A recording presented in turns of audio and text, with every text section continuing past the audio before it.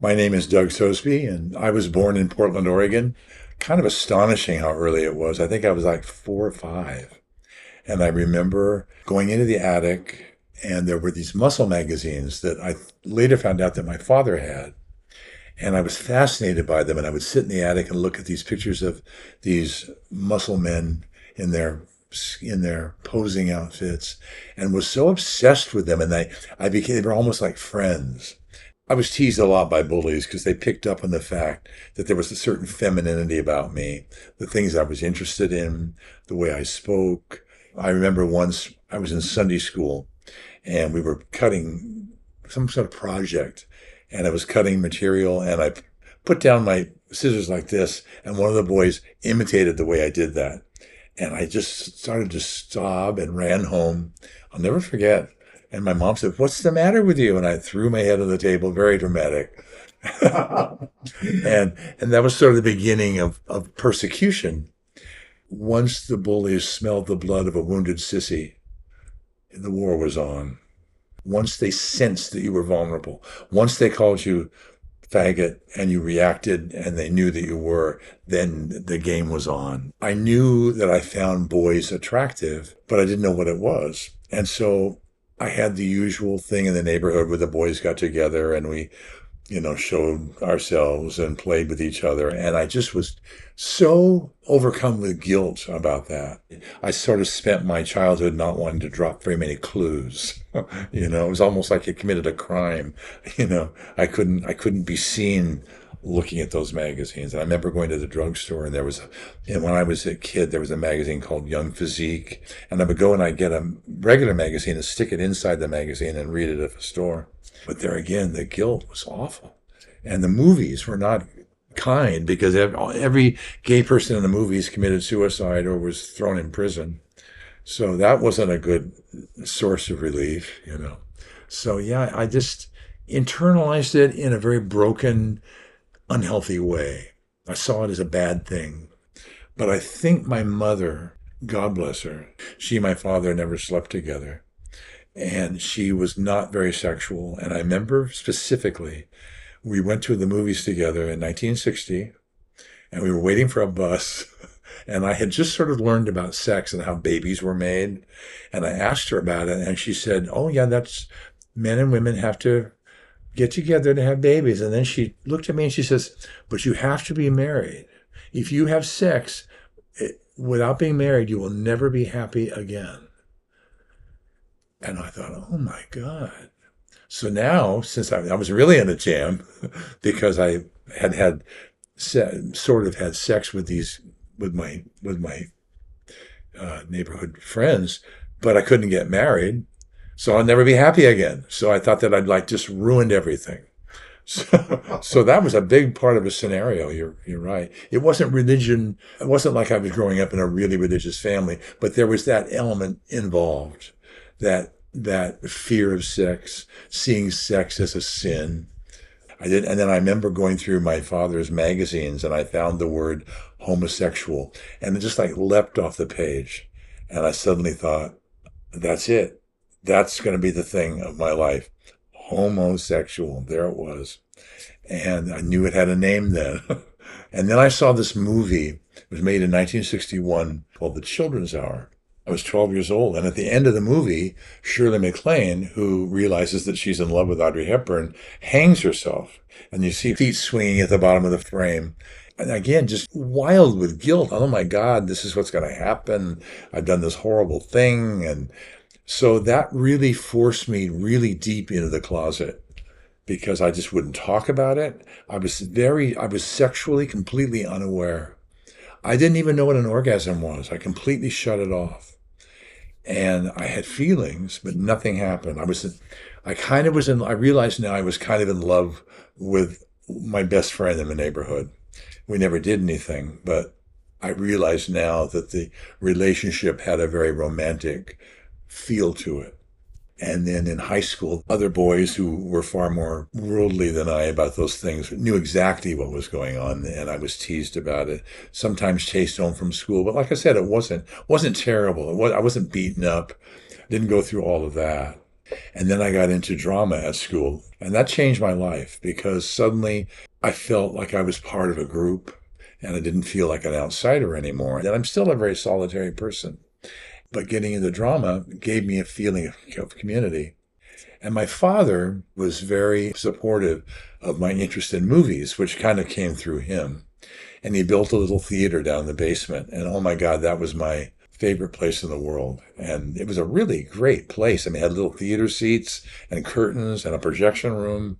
And I showed movies to the neighborhood kids and charged a quarter. And when I came in here, I said, it'd be a great place. It kind of reminds me of the room. It was like this. And so that really got me through high school, being in drama, having that little theater. Then I started making movies, 8mm movies, with my drama friends. And then college. Still wasn't out, still refused to admit that I was gay, even though I sort of knew what it was. But again, was remarkably immature sexually. I mean, no orgasm. I had wet dreams, but there was no, Yeah. expression of it at all. And then in college, did very well in drama, made these little movies. It wasn't until I was 21 that I finally had a sexual experience with a man, a boy, my age, 21. And I was in a theater company at the beach, and I met this guy, and he was straight, I thought. And he's married now and has a couple of kids, but he started staying at our house, and we were sleeping in the same bed, and we had sex. And then I said, oh my God, this is something, this is what it's all about. But again, it wasn't very committed sex. It was sort of play around and masturbation. And I think like a lot of gay men, I was kind of pushed underground. In fact, you probably know there's a lot of theories about why men enjoy secret sex and in like bookstores and places, because they were kind of pushed underground and they sort of sexualized that environment. So I would have sex that way, but never with people I knew or people I had relationships with. So that went on pretty much through college. Still involved with this guy, even though he was involved with a girl. And after he got married, it kind of ended. In the 70s, I taught high school. When I got out of college, before I went to LA, I was there about half a year, and I started hearing it again in the hallway. Mr. Soesbe's a fag, I thought, oh no, here we are. I'm right back where I was, And of course, then I really felt powerless because they were right, number one. And, you don't want anything like that going on when you're a teacher. I didn't want anybody to start talking about it. So I should have confronted them and just dragged them down to the principal's office and dealt with it. But see, there again, they'd identified a vulnerable part of me and were using it. And it ruined that job because I suddenly was so self-conscious about that. I was only 24 when I had that job, but some of my students were 18. I mean, they weren't that much younger than I. And I remember being attracted to some of the young men, very much so. Of course, I hid it, never, ever went there. But I remember being told by my mentor teacher, never be alone in a room with a student. Because you never know, they might say something. And then when I started hearing these whispers, I thought, oh boy, now somebody's going to say something happened when it didn't, So I was very careful about that. Nothing that I said or did consciously indicated that I was gay. Before I moved to LA, I made gay friends, sure. But they were kind of going through the same thing in their own way. I don't think quite as closeted as I was, but definitely had some issues, So there was a little comfort there, but not much. I moved to Los Angeles, and then I knew, but the sexual desire was there, it had to be relieved some way. And so I would pick up guys in bars. I quit drinking a long time ago, but I was an alcoholic. I was drinking way too much. And that was one way to cope with it, because I was drunk a lot. And I would go out at night and look for sexual partners, either in bars or pickups on the street, hustlers, whatever. That was a big part of my life. And again, it was in secret. So there was nothing divulged. There was no commitment. There was no recognition of it. Yes, this is my life. I want to have a partner. It was the way. That's how I dealt with it in a not very good way. I was very close to my mom. I could not come out to my mom. I never did. I kind of regret it, but I kind of don't. Because I think she was the type of mother who would have taken it as some sort of slight on her ability to be a mother and would have blamed herself. And we had such a close relationship. Otherwise, I think it might have damaged it. And it wasn't until I was in my 50s that I finally came out to my family. And it was amazing. Once I did, I felt very liberated about that. But I've never been really, really open about being gay. I mean, I'm totally open. Everybody knows, and I don't mind that people know, but I've never been part of a gay group or really into that whole thing. And then I made the movie with Robin Williams about the married man who was gay and came out when he fell in love with a young man, because that happened to me. About 2 or 3 years before I wrote that script, there was a young man in his 30s that I fell in love with, infatuated with, who was not a hustler like in the movie, but had those sorts of proclivities. That was a disaster, and we broke up, and the movie came from that, and I wrote that movie in a fever. And then suddenly that movie just took off, and Robin was in it, and Bob Odenkirk, and all these people, and went to New York, and was the Tribeca Festival. Oh my God. And then suddenly, for somebody who never wanted to come out, I was like being interviewed by magazines and the radio and TV, and thank God I come out to my family, because there were articles in the paper about gay Doug and wrote this gay movie, and oh my God, it was incredible. I sometimes daydreamed about getting married and having kids, but I knew it was never going to happen. I had casual girl acquaintances, but nothing particularly serious, and girls wanted to be with me. And I had one girl in particular who actually was my friend into adulthood. We almost got married once, right after that period when I taught high school. We got drunk, and in the restaurant at the top of the Space Needle in Seattle, and I proposed to her.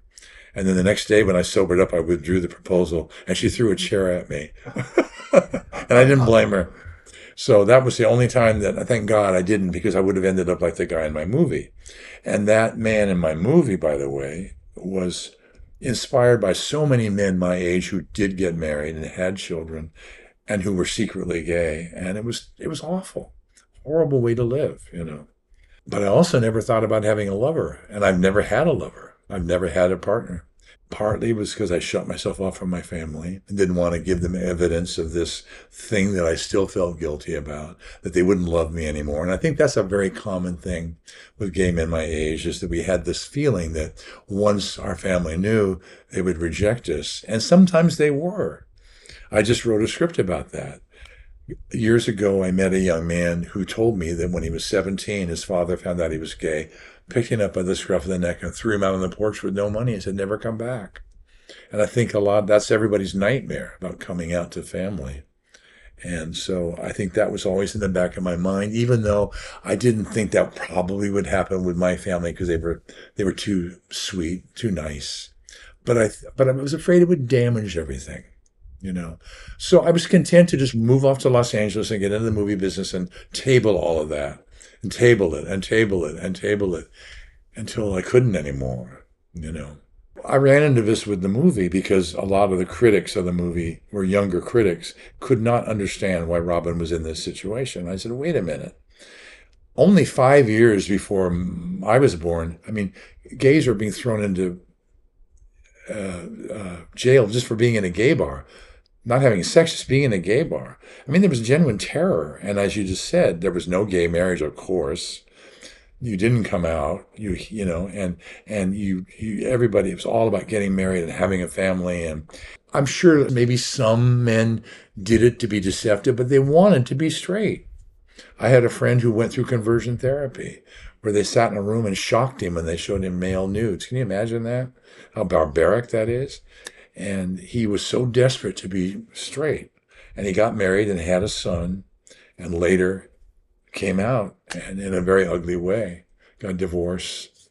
And so no, I think we were compelled to do that, and wanted very much to be, quote, normal. I think it splinters the personality. My life was very fractured for that reason. It's never felt like all of a piece. There's like this part and this part. You compartmentalize your life. You're this way with that person. You're that way with this person. It encourages deception, even though deception is not the motive, you know. So I think it has a huge effect on the personality. I retired when I was 70, 2019. I had friends in Palm Springs, gay friends, a gay couple that I would visit a lot. I think I had a couple of gay friends, and I knew how gay it was, and I knew that being an older gay man was not going to be an issue, you know. Not that it was in LA, but also realistically, the real estate was so much more reasonable because I wanted to buy a place, and in the place that I bought in Palm Springs would have been 3 times as much in LA. And that appealed to me. And I liked the desert. I liked the feel of it. So that was my main motive for coming there. But then the minute I got there, COVID hit. I mean, talk about timing. So then suddenly I was living in this tourist town where everything was closed for 2 years, you know. And but I got to know the people in my building. I would say my building, not building, but my complex. They're 90 units, probably 60, 70% gay. So there again, very much a gay community. And then the cancer came. When they found the tumor, it was almost stage 4, right? And I had no symptoms. So I urge all men to keep watching that PSA because I happened to have I got a new doctor and he saw that the PSA had gone up just a little bit, not enormously. You know, you better have that checked. And so they did an MRI and they found this tumor.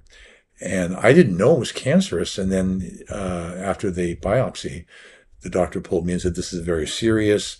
It's now broken out of the prostate and it's gone into the seminal vesicle. It's on the way to the bone. And once it gets to the bone, it could be fatal." And they told me this like in a matter of 5 minutes, you know, it's like horrified. So they started the radiation. The worst part about radiation is getting ready for it.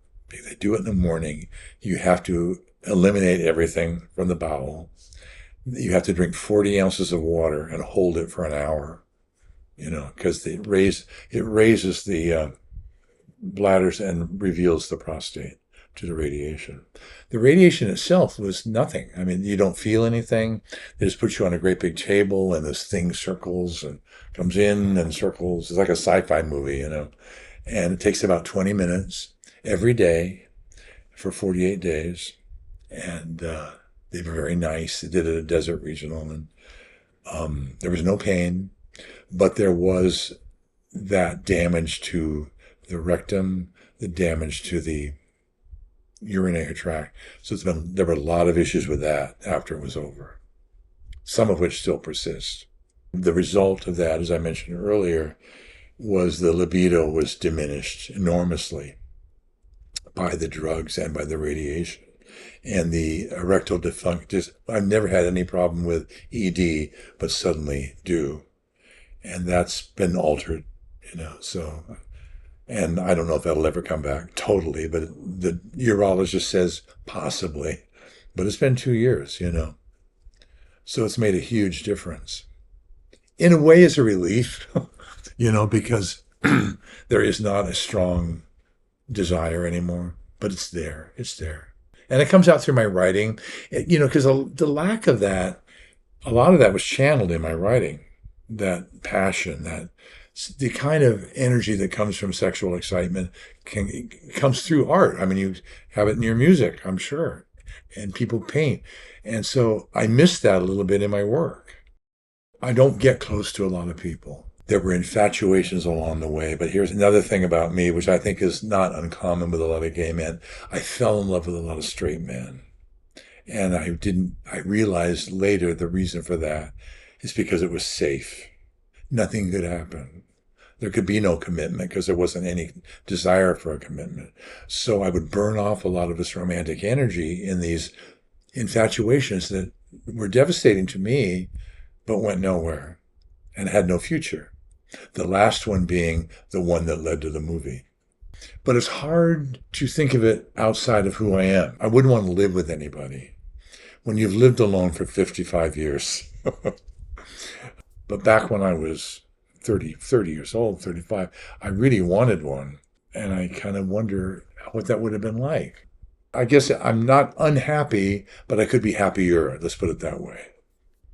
If I go way back, the way I started this, I'm kind of back there, but in a more positive way. If somebody called me gay now, I couldn't care less. I'm not vulnerable to those sorts of attacks anymore. So I'm very much at peace with the person I started out to be, but in an adult version of that, feel fulfilled with my work, in that I feel good about that. Respect yourself and don't take anybody's crap. You are who you are, and be that person. Because you're going to end up being that person, just be the happier version, you know?